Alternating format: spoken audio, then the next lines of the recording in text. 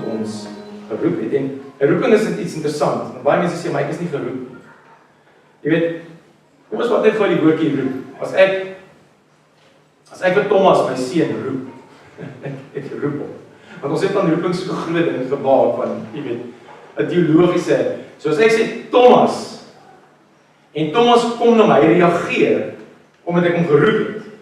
En hy kom na my, en nou kom staan hy by my, en sê, ja papa, as ek niks het vir hom om te doen, dan het ek hom net eintlik maar sy tyd gemors, dis nie waar. Ek wil as ek kom roep en hy kom staan by my en ek sê van, okay, maar ek wil net kyk het of jy reageer.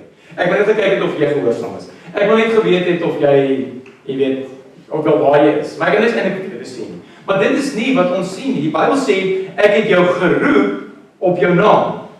En omdat wanneer jy reageer daarop, dan beteken dit nie net, okay, wel, God het my geroep en ek weet dit nie. God gee vir ons dan instruksie. Hy gaan vir Thomas sê, Boeta, gaan versny die gras. Of Thomas, moenie jou suster se hare trek nie. Boeta, moenie dit doen nie. So wanneer ek hom roep ek hom met 'n doel.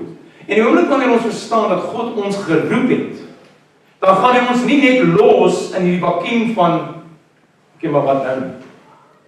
Dan gaan hy vir my instruksie gee. Hy gaan vir my doel gee. Hy gaan vir my sê, okay, dit is dit. Hier is die ding, baie van ons het nog nie gereageer op die roepstem van die Here. Dis waar ons moet kom, as ons moet kan reageer op die roepstem. En die van daar af verder is dit om te hoor, wat sê die Here dan? En om dan weer geloof en weer gehoorsaamheid daardie pad saam mee te stap. En ons weet dat die Here het ons geroep, vir my en vir jou, vir 'n tyd soos hierdie. He has called us, hy het ons geroep. En hy gaan vir ons wys, hy sal vir jou duidelikheid gee, ook die planne en die drome en instruksies wat hy ook vir ons het. Nou is vanoggend ons ook lekker om vir Jacques en vir Caroline 'n bietjie wat saam met ons hier so te kuier. En Jacques het so kort gedeelte van 'n getuienis wat hy graag met ons wil share. En so dit is vir ons 'n voorreg om 'n bietjie daarna te luister. En dit is vir ons lekker. Dit is ook om ons by mekaar is. Die Bybel sê wanneer julle by mekaar kom een met 'n lied, kom een met 'n getuienis, kom een met 'n woord. En dit is wat ons graag sal wil sien, is dat die liggaam van Christus mekaar werklik sal bedien. So ek gaan vir Jacques so 'n bietjie gee. So ek gaan vir jou want ons neem dit op die kamera, so jy gaan maar net met oor die mic en praat asseblief. Ek is net seker maar hy is daarom so.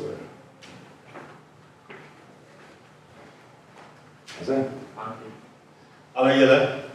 Môre.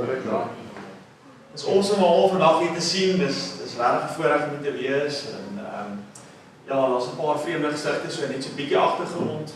Stryd nie tot ek het vir Heinrich beloof ek sal net 5 minute praat, want julle is vandag actually hier om na hom te luister. En ons is hier om na die Here se woord te luister. So, maar die Here het op my hart gedruk om net met julle te share vandag die power of prayer, die krag van gebed. Net kortliks vir die wat my nie ken in die agtergrond weet nie, of bewus is van nie. Ek was so rukkie by IGS gewees vir hierdie jaar in die begin. Die Here het my geroep in die bediening om teologie te swat. Ek is hierdie jaar skop ek my 3de jaar af, maar tussen teen my verwagting is ek verlede jaar getroud. Die Here het my die voorreg van 'n wonderlike vrou op my pad gestuur. Sy is ook baie lief vir die Here. Amen. En maar dit was 'n challenge, dit was 'n onmiddellike challenge, want ek het alles gelos, en met ander woorde obviously met dit gaan dan kom daar finansiële implikasies etc. Ek is Januarie verlede jaar hiernatoe. En een van die grootste dinge was maar om te behuise in daai klas van goeders, jy weet 'n ou, as jy nie meer inkomste het nie en jy het net so 'n paar rand in die bank, dan is dit maar 'n challenge. En vir 'n ou wat in sy 40's al is en jy's nou net getroud en jou vrou is nog jong en sy kyk op na jou en jy het 'n waarde rol om al daai klas van goedjies om dit letterlik absoluut net te submit aan die Here, net oor te gee aan die Here. En dit het ek gevoel het ek redelik okay gedoen tot op 'n stadium verlede jaar. Dit was na die einde van verlede jaar toe ons is April getroud. Ons was gebless gewees met tydelike verblyf. Die verblyf sou geëindig het die kontrak ons gebly het op 'n plot waar die ouens ontwikkel, 'n vriend van my. Ons huis het daar gesponsor vir 'n rukkie. Ons sou tot einde van hierdie jaar daar gebly het. En skielik kom die nuus deur einde verlede jaar in Oktober se kant dat hulle ontwikkeling vervroeg is en dat hulle baie vinniger toestemming gekry het by die council en dat hulle nou gaan begin sloop in Januarie. So daar sit ons back to the drawing board. Ek is besig met eindeksamens, ek kom uit die eindeksamens uit, hier is so middel November, nou begin ek huis soek. My vrou werk en ek is dag en nag agter die PC. En dit is so interessant, nee, ek bedoel, hoe ver gebed ons gewin het tot nou toe en ons geloof in die Here en alles, en op 'n stadium toe begin die vrees intree. En ek wil net vra die Heilige Gees miskien met jou sal praat vandag, waar jy dalk kan relate met dit. Partymal dan kom die enemy in, en hy probeer vir ons sê, maar jy's nie worthy nie, jy's nie worthy nie. Hoe kan jy hierdie ding vra? Hoe kan jy vra of hierdie volgende ding? Whatever dit is wat jou behoefte is, of dit nou bevryding is van iets, 'n ketting, of dit nou 'n blessing is, of dit iets is vir jou kinders, of dit 'n internal of 'n external struggle is, whatever dit is. In ons geval was dit 'n dak oor ons koppe. En as 'n man, nou begin hierdie vlees intree, nou sit ek dag en nag en hier begin ek worstel. Nou, weirdly enough, hoe crazy is dit? Sê jy stem vir my, oh John, well, you know wat, Here het jy nou so gebless met daai plekkie wat jy op die plot gehad het. Maar kyk nou waar jy nou, dis nou 2 weke later nog niks het neergekom nie. Ons kry niks met ons budget hier nie, ons budget is in elk geval negligible. Ons kan eintlik nie eens bekostig nie, want die dynamics van nou skielik 'n paartjie by mekaar, jy weet, nou is jy skielik getroud. Meeste van julle sal verstaan, die budget it looks different when you marry. Children or not, it just suddenly looks different. En yes, en ek worstel en ek bid. En hier is die crux vandag. Waar die Here sê, waar meer as een by mekaar kom. Vir die tweede keer verlede jaar kom my vrou na my toe, dieselfde het gebeur toe ons getroud was, met ons eerste blessing, en sy sê vir my, wat plan ek? Sê, yes, dit is net, my sal, ek weet nie, wat gaan ons doen, ons moet Desember uit, waartoe gaan ons gaan? En sy sê vir my, kom, en dit was 'n maandagoggend gewees, so 7:30, sy was op pad werk toe, ons het gaan sit in die binnekamer, en ons het, we prayed sternly to the Lord, ons het gesit, en ons het absoluut hande vasgehou en gebid, en vir Abba Vader gevra. Letterlik 2 dae later, en by the way, need to backtrack, dit is exactly wat corona gebeur het toe ons getroud is. Ons het gebid en 2 dae later bless die Here ons. En ek is nog, ek het sincerely gebid, maar daar's nog, daar kom so 'n klein bietjie twyfel in, maar jy fight it. En hier is die punt my man, wat ek vir julle gaan maak is, as daar 'n bietjie twyfel inkom, just rebuke it, because it's not from the Lord. He loves you, He wants to provide to you, en Jesus se bloed rekonsilieer heeltyd vir ons. En wanneer daai gedagtes kom van ek verdien dit nie of dis of sy bloed rekonsilieer heeltyd maak dit reg met die Vader. En ek glo Jesus het na die Vader gegaan en gesê, Vader, ons is reg om vir hulle nou te bless. En ons het daar weggeloop en 2 dae later toe kry ek 'n oproep van my vriend. Dieselfde ontwikkelaar. Hy sê vir my, Jacques, ek wil jou in my kar laat, ons gaan gery, ek het vir jou 'n verrassing. Ek sê wat ek het glad nie gedink dis huis of niks nie. En ons ry so Brackenfell se kant toe, ontwikkeling wat hulle 2 jaar terug klaar gemaak het, splinter nuwe 3 slaapkamerhuis. Ons ry daar in en ek sê hy vir my, ek wil net vir jou sê, baie weet hoe die dinge gebeur het, 2 goeders. Eerstens verlede week, daar sou 'n gesin ingetrek het, en die ouens was mixed ouers van die buiteland of iets, en dit was baie weird, want ek het dit net nie gevoel nie, en skielik was hulle 13 ouens, en dit was net 5 ouens gewees in die slaapkamerhuis, en dit was my net baie weird, en toe wil ek dit net dismiss. En maandagoggend, weirdly enough, maandagoggend onthou, ons het die oggend by 7:30. Maandagoggend na my squash game, my regular squash game, en lekker in die sonnig gesit, ry ek met sy Discovery, lekker ry hy na werk toe, en hy sê, en hy sal toevallig myself roep, en hy sê vir my nie, roer die Heilige Gees om. Hy sê, die Here sê vir hom, ja, en wat nou? Wat van jou goeie pel, Jacques? Jy het hom nou laas jaar geld, nou wat nou? Jy het mos nou die means, nou wat nou? En hy sê, net daar besluit, ek gaan my optel, so daai kans kry, en dan gaan ons kyk vir die huis. En ons is vandag gebless, op die breë, ons pas met sy huis op, ons betaal nie 'n sent vir dit nie, splinter nuwe 3 slaapkamer woning, spiksplinter nie, in 'n gated kompleks, in Brackenfell. So ek wil nie die Here prys vir dit, en my boodskap aan julle is, the power of prayer, jy kan die Here enigiets vra, en hy sal op sy tyd reg, sal hy jou daarmee bless. En moet nooit dink jou gebed word nie verhoor nie, jou gebed word altyd verhoor. Al is jy 'n bietjie, voel jy 'n bietjie limited in die flesh op daai stadium, our Father always listens to us. Ja, cool.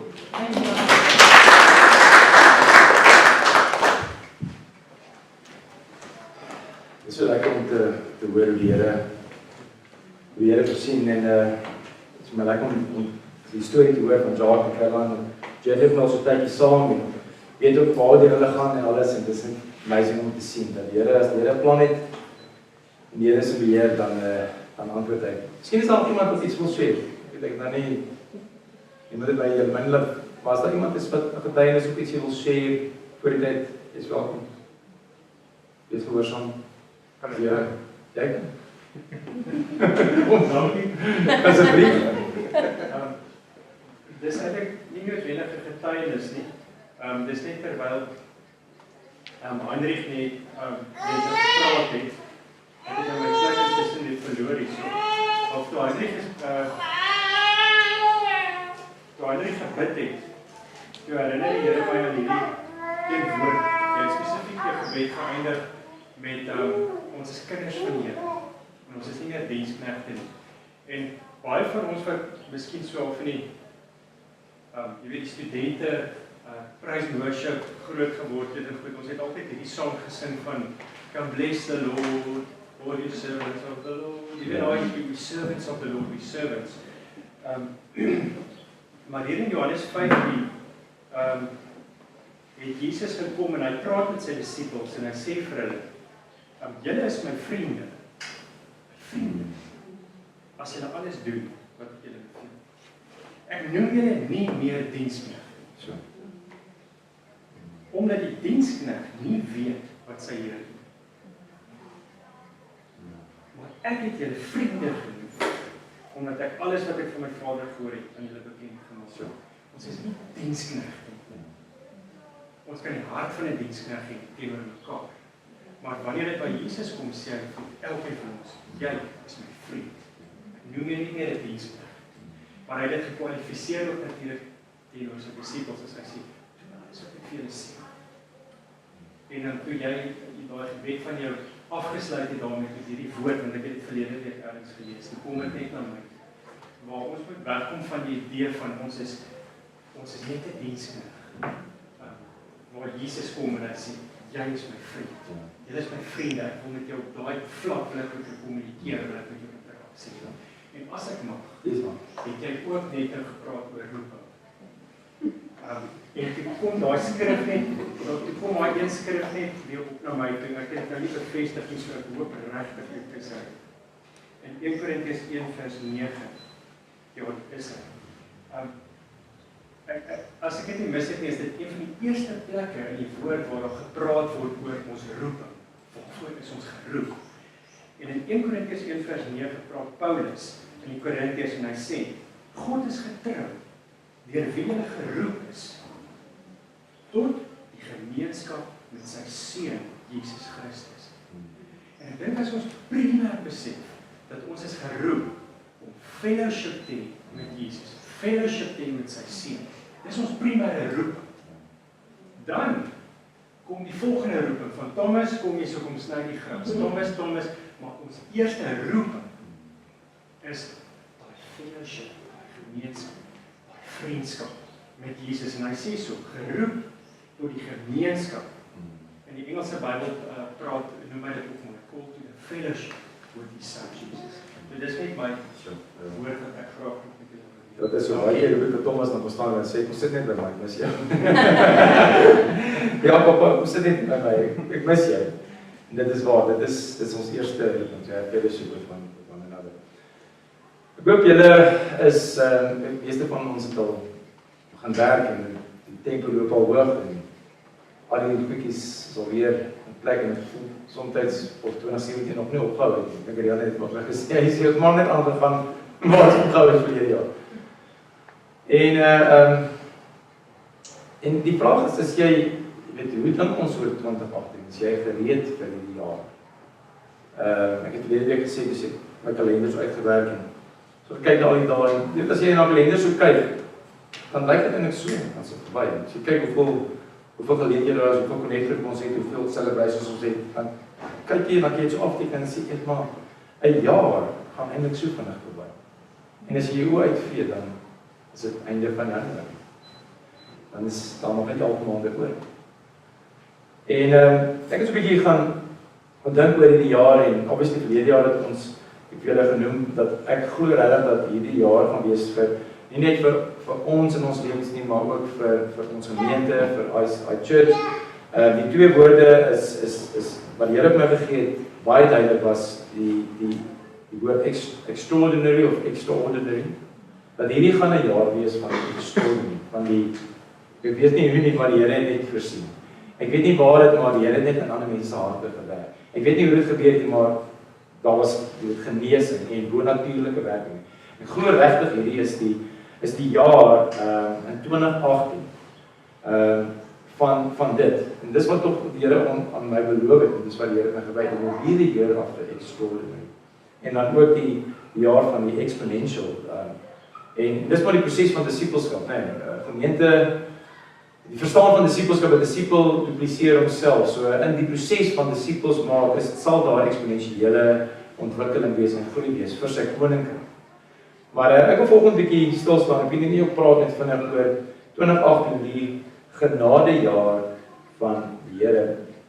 En ek sal nou daai skrifgedeelte lees, maar net gou extraordinary. Lees net gou net wat sê die woorde, wat is extraordinary, remarkable, exceptional, amazing, astonishing, astounding, marvelous, wonderful, sensational, stunning, incredible, unbelievable, miraculous, phenomenal, prodigious, dit kan baie koordineer wat dit is, spectacular, striking, outstanding, momentous, impressive. Jy weet, jy kan deur al daai woorde gaan. Extraordinary op die einde van die dag is, it's not ordinary, it's extraordinary. Dis wat dit eintlik beteken. It's not the ordinary. En as jy jouself gereed maak vir hierdie jaar wat sê, wel, dit is maar same old. It's just part of the ordinary. Ek wou nog by uitkom. Ek wil sê, daar is ene wat daar so is, wat vir my baie goed is, amazing. Ek hele draak aan weet, en ek wou nog ene daar en die vrou, maar dit is net amazing jaar hier. Dis die jaar wat ons gaan hê. Ek glo dit, ek het 'n belewenis in my gees, 'n verwagting van die extraordinary in hierdie jaar. En ek vertrou dat jy ook jouself sal bring op 'n plek waar jy daai verwagting, dat jy 'n verwagting sal kom. En dan sê wel, ons net op 'n dag en ons gaan maar deur spring maar deur al die appels en ons doen maar al die goedjies wat gedoen moet word en jy weet nog 'n dag is verby en ons doen maar ons stokperdjies en ons kuier maar by ons vriende wat ek al, but that we will really have an extraordinary year, dat ons soos wat daar vanoggend in Kerland vanoggend getuig het, dat ons net meer en meer getuienisse sal hoor van die bonatuurlike werking van God. Die extraordinary is dit. Dis eintlik dit wat jy nie in jou eie krag kan doen. Dis wat 'n extraordinary is. It is the things that you cannot do by your own power and your own strength and with your own finances and with your own means. But God does it. Dis wanneer God inkom en hy sê, waar my resources opgehou het, dis waar God begin doen. En ek wil vir julle die gedeelte lees waar in Jesaja 61. Hoor gou hierso waar Jesaja profeteer. Hy sê die gees van die Here is op my, omdat die Here my gesalf het om die blye boodskap te bring aan die ootmoediges. Hy het my gestuur om te verbind die gebrokenes van hart, om vir die gevangenes in vrylating uit te roep en vir die geboeides opening van die gevangenis, om uit te roep 'n jaar van die welbehaag van die Here en 'n dag van die wraak van ons God, om al die treurdes te troos, om vir die treurdendes in Sion te beskik, dat aan hulle gegee word sieraad vir as, vreugdeolie vir treurigheid, 'n gewaad van lof vir 'n verslae gees, sodat hulle genoem kan word die terebinte van geregtigheid, 'n planting van die Here tot sy heiligheid. En hulle sal in die pynhope bou, die verwoeste plekke, hulle sal die ou pynhope bou, die verwoeste plekke uit vroeër dae weer oprig en die verwoeste stede weer nuut maak, wat woes was van geslag tot geslag. Jesaja profeteer honderde jare voordat Jesus kom, profeteer hy die genadejaar van die Here. Ek wil vir jou gou hierdie in Engels lees, want hier is iets wat hier gebeur, waar die genadejaar praat van 'n exchange. Ek noem dit 'n divine exchange. Ek wil vir jou iets gee in plaas van dit wat jy tans het. There needs to be an exchange that is taking place. The Spirit of the Lord is upon me, because the Lord has anointed and qualified me to preach the gospel of good tidings to the meek, to the poor and to the afflicted. He has sent me to bind up and to heal the brokenhearted, and to proclaim liberty to the physical and the spiritual captives, and the opening of the prison and of the eyes to those who are bound. To proclaim the acceptable year of the Lord, the year of His favor, and the day of vengeance of our God, to comfort all who mourn, to grant to those who mourn in Zion, to give them an ornament of beauty instead of ashes. It's an exchange. To give them an ornament, a garland of beauty instead of ashes, to give them oil of joy instead of mourning, a garment of praise instead of a heavy, burdened and failing spirit, that they may be called oaks of righteousness, lofty, strong and magnificent, distinguished for righteousness, justice and right standing with God, the planting of the Lord, that He may be glorified. And they shall rebuild the ancient ruins. They shall rise up the former desolations and renew the ruined cities, the devastations of many generations. Eerstens, wanneer jy, en ek gaan nou kom by die gedeelte waar Jesus dit lees, wat so mooi is, want dit is so waar Jesus net begin en waar hy sy bediening amper afskop met die vervulling van Jesaja 61. Maar hy begin deur te sê dat He has anointed me and He has qualified me to preach the gospel of good tidings. Die Bybel staan ook bekend as die boodskap van die goeie nuus. Inteendeel, van die Bybels word genoem the Good News Bible. He has called me and anointed me to proclaim good news to the captives. Nou, ek weet nie van julle nie, maar ek hou van goeie nuus. Ek hou van goeie nuus. Ons het net maar goeie nuus gekry dat daar's mense wat 'n babatjie gaan kry. Inteendeel was 2 voetskappels wat verwagting is. Dis goeie nuus. Ons het goeie nuus gehoor van Jacques en van Carol. Dis goeie nuus. Ons het goeie nuus gehoor van Nicole wat verhoging gekry het. Dit sê hoor maar 'n promotion gekry het by haar werk. Dis goeie nuus wanneer mense daai boodskapie stuur. Wanneer jy dit lees. Dis lekker om goeie nuus. Dis nie lekker om slegte nuus. Dis nie lekker om te hoor van iemand wat afgesterf het. Dis nie lekker om te hoor van iemand wat siek is nie. Dis slegte nuus. Maar Jesus kom en hy sê die evangelie is goeie nuus. It is a good news. En goeie nuus is net goeie nuus as dit goeie nuus is. We are, ons, have become the voice of the good news of Jesus. That Jesus lives. En ek dink daar is soveel in ons omgewing waar ons bly, in die wêreld waar ons bly, is daar so 'n honger en 'n begeerte na goeie nuus. Maar as jy nie die impak of die implikasies van die goeie nuus self verstaan nie, dan is dit vir jou onmoontlik om die essensie en die kruks en die krag van die goeie nuus te kan oordra. In Romeine praat hy sê, hoe lieflik is die voete van hom wat die goeie tyding verkondig. Die Here wil ons gebruik om soos Christus boodskappers te word van goeie nuus. En daardie goeie nuus moet eers vir jou, daar moet iets in jou gees gebeur van wat is dit wat Christus werklik vir my gedoen het. Verstaan ek dat ek was in sonde, ek was 'n diensknegt, maar nou is ek 'n kind. Daarom sê Jesus, ek skaam my nie om julle my kinders te doen. Ek skaam my nie om julle my broers te doen. Julle is myne. Julle is nie net bywoners nie, maar julle is erfgename. Julle is erfgename, deel aan die erfporsie van God. We have become children of God. Vir ons wat straf verdien het, ons het die dood verdien as gevolg van sonde, is die prys betaal. Jou skuld wat jy gehad het, is mee gedeel. It is been dealt with. Imagine net gou die goeie nuus. Imagine Gustav het baie skuld. Kom ons neem dit nie. Imagine Gustav het baie skuld. Groot bedrag. R5 miljoen skuld uit. En hy kom by die bank, maar hy wil sy skuld kom betaal, elke maand, daai premie moet hy betaal. En die bankbestuurder sê, Gustav, jou skuld is betaal. You are free. Jy hoef nie meer te chip elke maand. Jy hoef nie meer die rentes te betaal op dit nie. Jy hoef nie meer dit te doen nie. It has been paid for you. Ek meen, imagine die goeie nuus as jou skuld betaal is.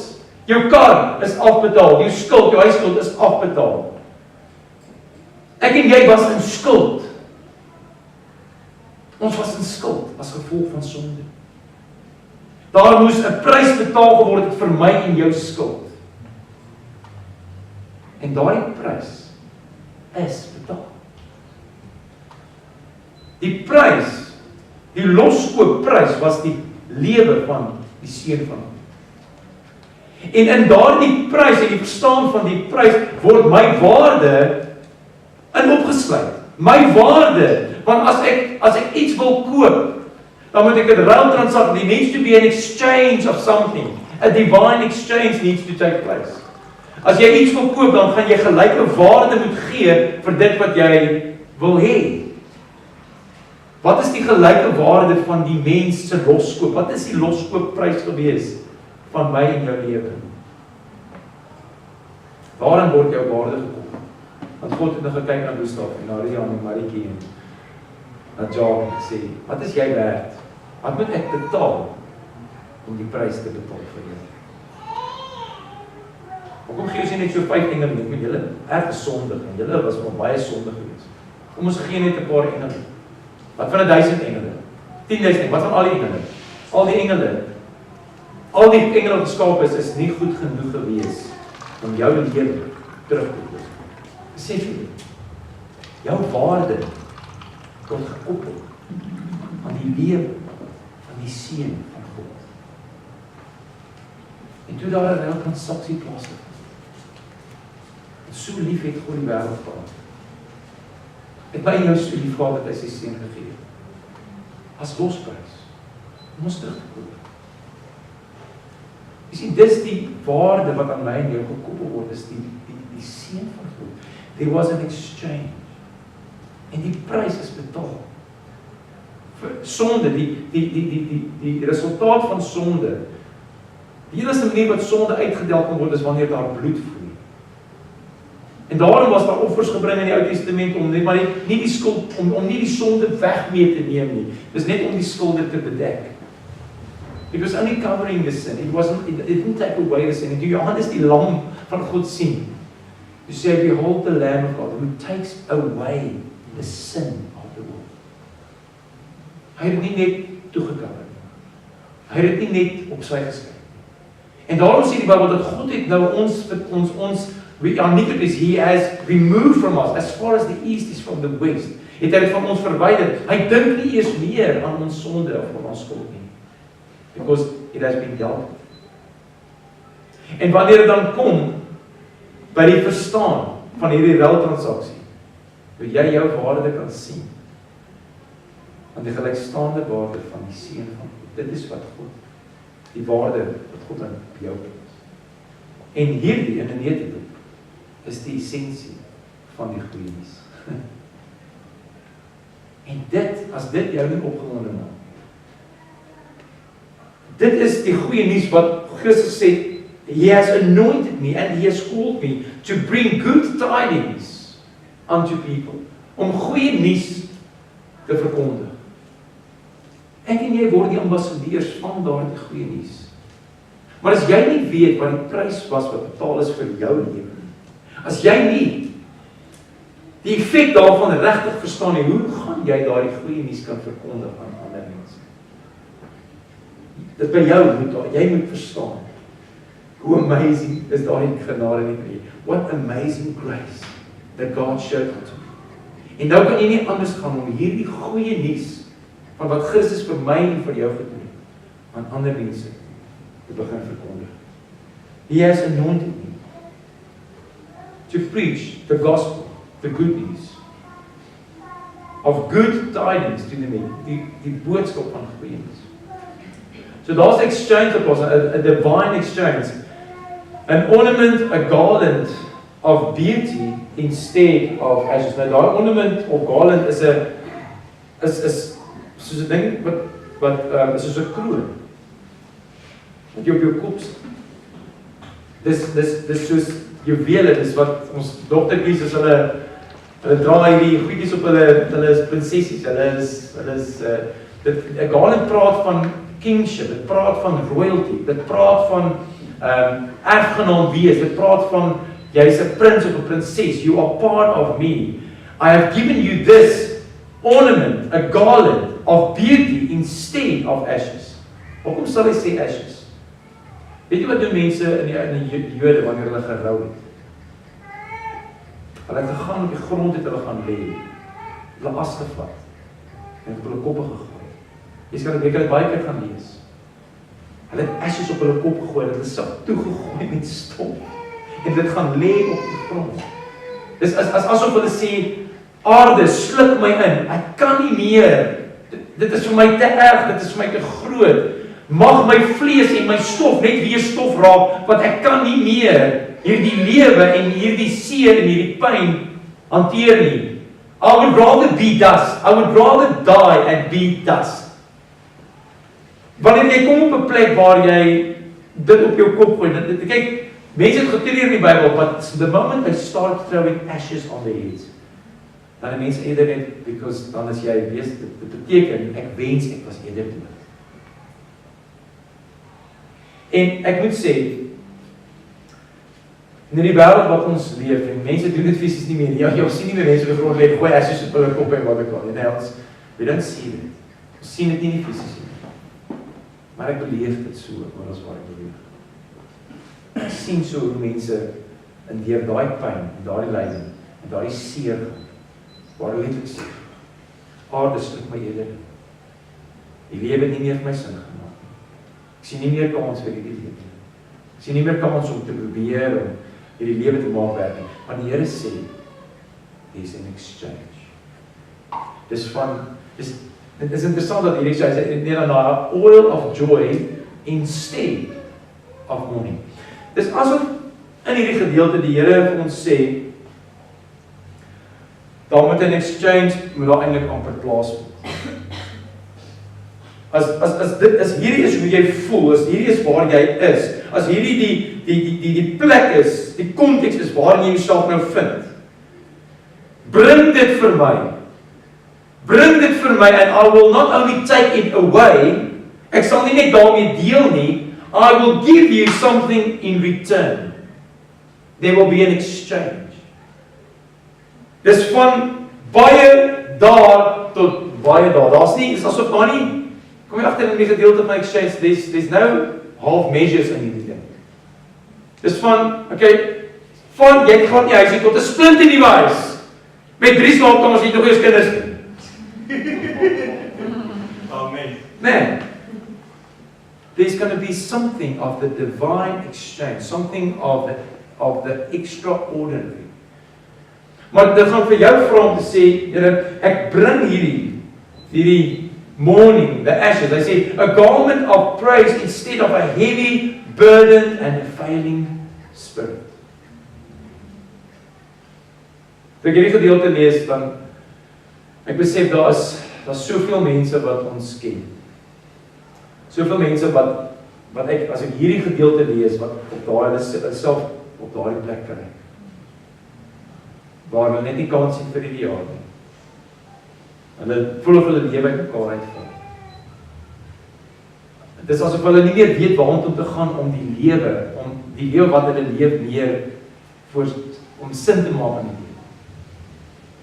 En is baie keer wanneer ons op daai plek kom waar die Here sê something extraordinary is going to happen. I'm going to give you something in return for that. Nou Jesus kom en ons lees van dit in Lukas 4.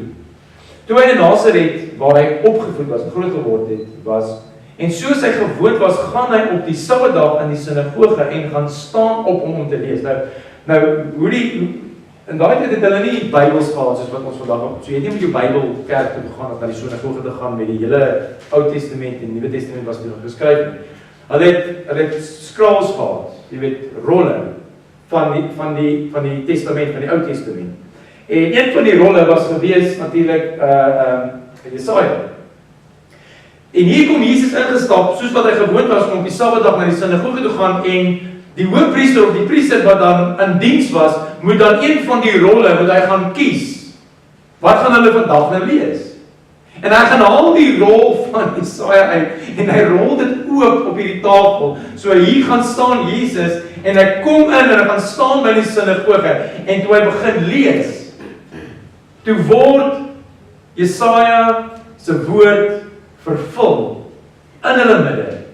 Want Jesus het nie gaan soek op, hy het net gesê, kom ek lees op julle skrifgedeelte, kom ek wil vir julle ietsie gaan lees. Hy het gaan staan by die tafel net so, en hy het gelees en sê, en die boek van die profeet Jesaja is hom oorhandig, en toe hy die boek oopmaak, het hy die plek waar geskryf gelees, die Gees van die Here is op my, omdat hy my gesalf het om die evangelie aan die armes te bring. Hy het my gestuur om die wat verbrysel van hart is te genees.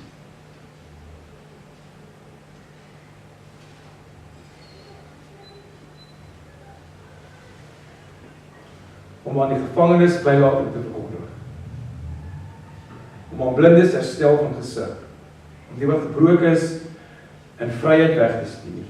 Om die aangename jaar van die Here aan te kondig. En nadat hy die boek toegemaak het en aan die dienaar teruggegee het, gaan hy sit en die oë van almal in die sinagoge was op hom gefestig. Ek dink hulle wat het nou gebeur? Wat is dit? En toe begin hulle vir mekaar sê. En toe begin hy vir hulle te sê, vandag is hierdie skrif in julle ore vervul.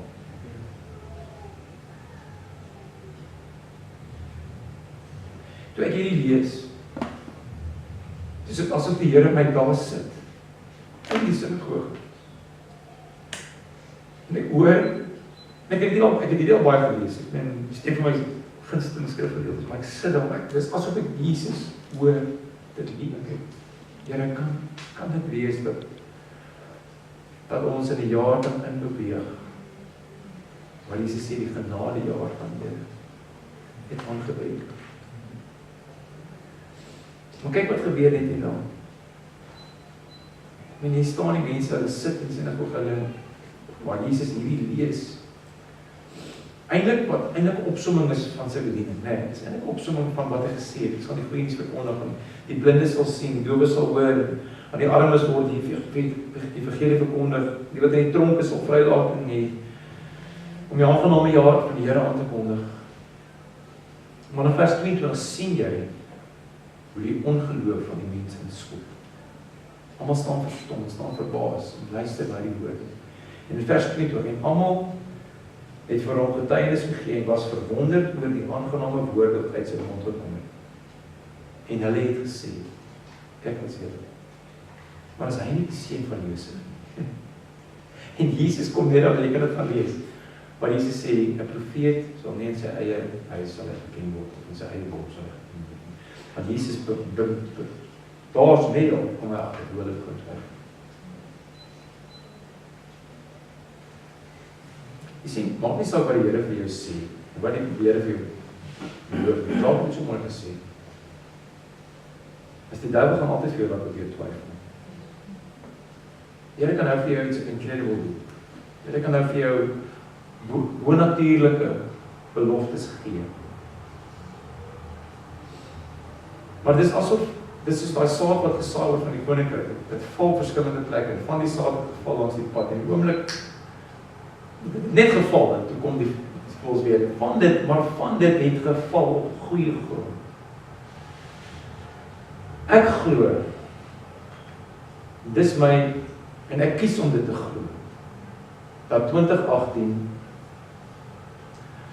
iets sal wees van hierdie genadejaar van Here. En ek sien dit van einde op die einde, dit gaan nie eindig in 2018 nie. Want ag is, ons interessant, die woordjie ag is die, wanneer die Bybel praat en wanneer jy kyk en jy weet, daar's elke, in die Bybel is nommers is nogals 'n belangrike storie, jy weet, hoe nommers werk.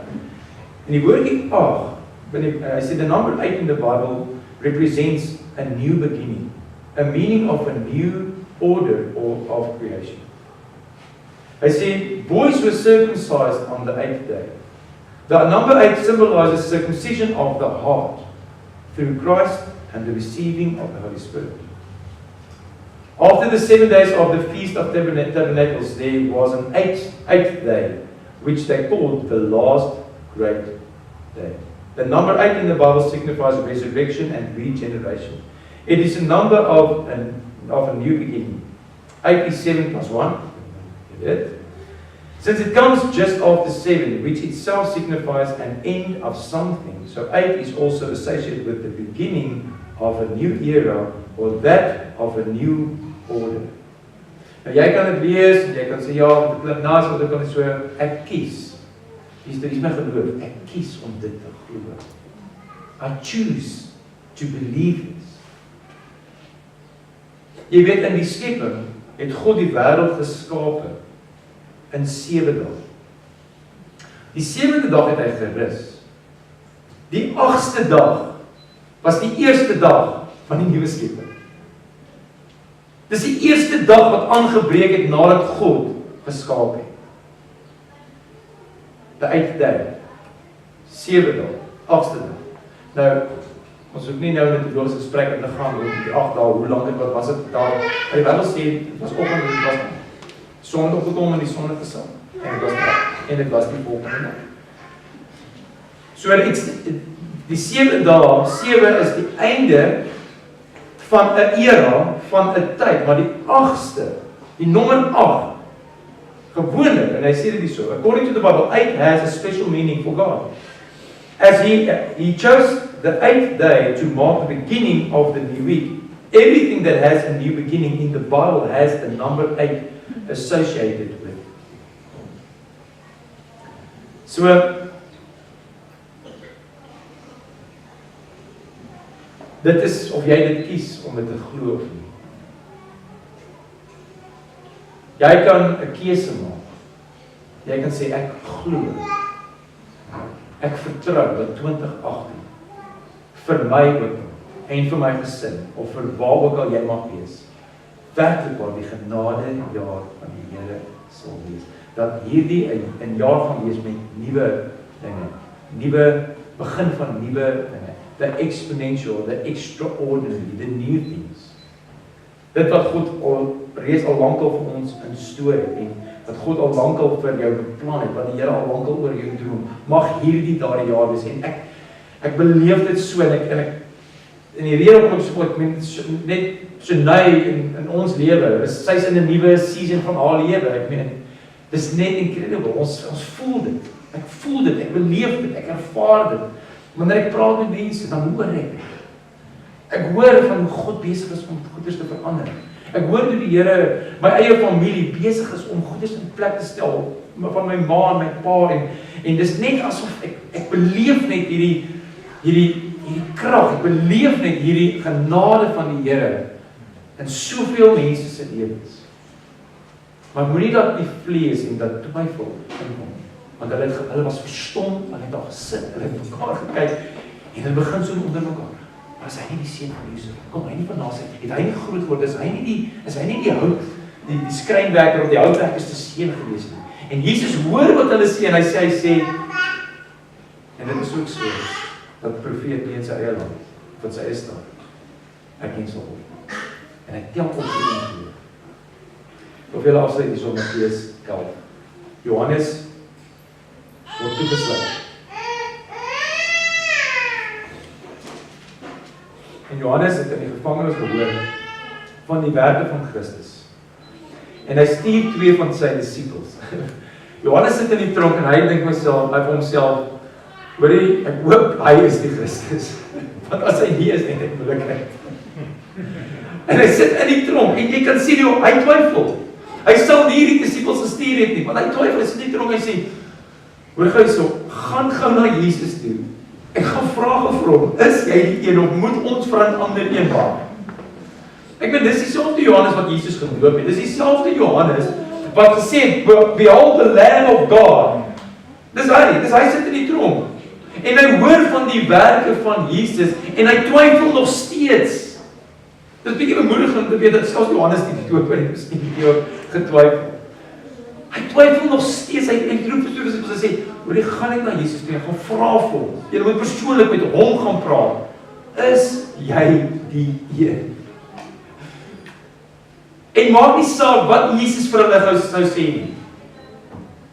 Hulle was nie oortuig oor wat hy vir hulle gesê het. Maar hoor wat sê Jesus. En vir hom gesê, "Is u die een wat sal kom of moet ons maar verander en maak?" En Jesus het hulle geantwoord en gesê, "Gaan vertel aan Johannes wat julle hoor en wat julle sien." Hy sê, "Don't take my word for this." Moenie my woord daarop vat nie. Want Jesus kan hulle sê, "Ja, dis." Maar Johannes het nog steeds getwyfel en dan sê hy nie dis. Maar hier is wat hy vir hulle sê. Hy sê, "Al wat julle doen is gaan getuig. Gaan sê vir Johannes, wat hoor julle en wat sien julle? Dat die vrug van my lewe, die bediening, die werke, die bonatuurlike, die extraordinary, die exponential, the growth, gaan vertel vir hom wat julle sien en wat julle hoor. Die blinde sien weer, en die krepeles hoor. Die melaatses word gereinig, die dowes hoor, die dooies word opgewek, en aan die armes word die goeie nuus of die evangelie verkondig. En salig is elkeen wat nie aan my, salig is elkeen wat aan my nie aanspreek nie. Wat dink julle was hierdie twee disippels boodskap gewees? Sê ons het vir Jesus gaan vra, hy het gesê, gaan vertel net wat julle sien en dit wat julle hoor. My en jou lewe, ons bediening, sal gekenmerk word ook nie net wat ons sien, maar ons gaan geken word om die vrug wat ons dra. A tree will be known by the fruit. En in hierdie genadejaar in 2018, en ek kies om dit so, ek glo dit, ek kies dit is my geloof, dat hierdie regtig, soos wat ons gelees het oor jaar 2018, mag dit regtig 'n nuwe era wees vir jou, 'n nuwe begin. Dat alles wat God op hierdie stadium gedoen het, was ook deel van die voorbereiding, maar hierdie gaan nie gebeur. En mag ons, wanneer mense vir ons vra, hoorie maar, is die Here met julle, dat ons vir hulle kan sê, is die Here met, sê, moenie ons woord daarvoor vat. Gaan verkondig net wat julle hoor en wat julle sê. Dat die vrug van ons lewens, die vrug van ons bediening, die vrug van ons arbeid, dat dit meer duidelik sal spreek as om mense te probeer oortuig. En dit is wat Paulus ook gesê het, hy sê, ek het nie na julle toegekom, met behoorde van woord, om julle te probeer oortuig, na my sienswyse of na my teologie is. So my gekom na die betoning van gees. Dit word ons getuig. Ek wil ons met oomblik net vat en ek net saam bid. En wil jy moet vir die Here vra, wat is dit wat jy voor vertrou in 2018? Wat is daardie extraordinary? Dis wat jy in jou eie vermoë nie kan doen nie. Miskien bid jy al vir baie lank of miskien vertrou jy al die Here vir iets vir baie lank. Maar meer as net vir jou eie lewe, dat jy sal verder dink aan jou vriende, jou familie. Mense wat op 'n plek is waar hulle sê, ek is op 'n plek waar ek as op my kop gooi, waar ek nie meer vreugde nie, ek nie meer blydskap nie, dat daar 'n divine exchange ook vir hulle sal plaasvind en dat die Here jou kan gebruik vir dit. Sodat hulle verder sal strek net as jou eie lewe. Maar om verder te gaan, te dink aan jou vriende. Dink aan jou ouers, jou broers en susters, jou werkskollegas en mense waardeur hulle selfs sal vind. Dat jou lewe werklik 'n getuienis sal wees. En dat jy 'n ambassadeur sal word, 'n spreekwoord sal word van die goeie nuus. Dat mense vir jou sal vra, maar waarom is jy so joyful? Geef ons die Here van die hoop wat daar in jou is. En dis dit. Dis omdat ons verstaan het van wat Christus regtig vir ons bedoel. Verstaan het van die goeie nuus. So, en dan wil ek hê ons moet regtig 'n bietjie saam bid vir ook vir die Weskaap en vir reën en vir boere, ons gesê ons sal volgende bietjie dalk bid. En dat ons, that it will be part of the extraordinary. Nee, dat ons regtig keer dalk en dat ons sien die Here die swyse van die hemel oor die Kaap en die Weskaap sal.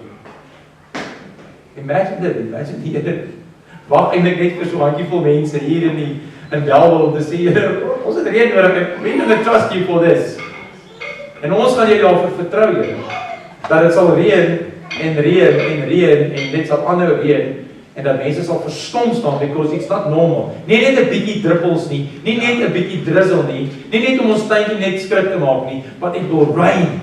Extraordinary. That people know this is God. Hierdie is nie net nog wat die volks het gebid, het 'n bietjie gereën. Ja, miskien was dit maar net, dit was die tyd that people be miraculous. Die Here het dit gedoen. Die profeet, ek is Esegiel, Elia. Toe sê hulle daar so 'n wolkie, daar was net so 'n klein wolkie. Toe begin dit te reën, hierdie klein wolkie. So ek gaan 'n lied vir ons sing en wil jy met jou oë sluit en eintlik maar net jouself voor die Here bring. En dit waarvoor dat die Here ook sal vertrou. Wat is die exponential vertroue wat dit vir jou het?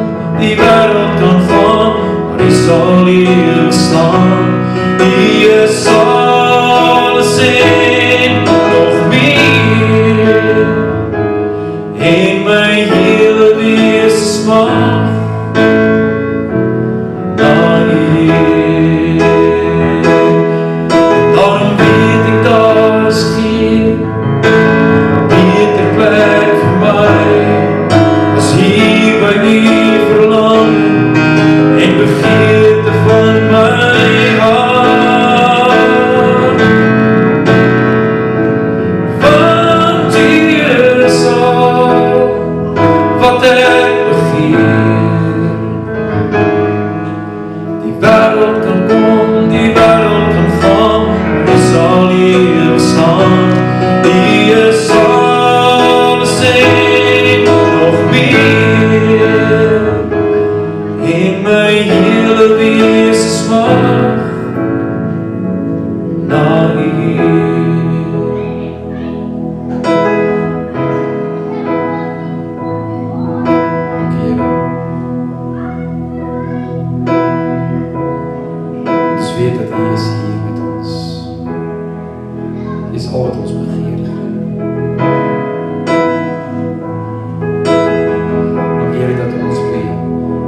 hierdie jaar kan ingaan met die wete dat U is met ons, Here.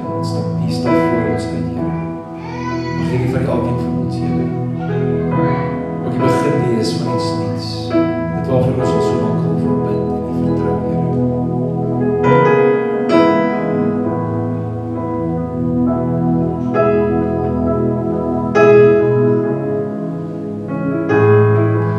Werklik ook vir ons, Here, wees soos Genadejaar wat aangebreek het, Here.